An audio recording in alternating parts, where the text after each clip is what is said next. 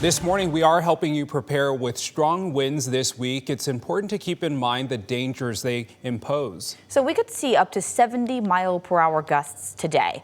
That would be under the red category here on this map. The National Weather Service says winds this strong could cause widespread damage.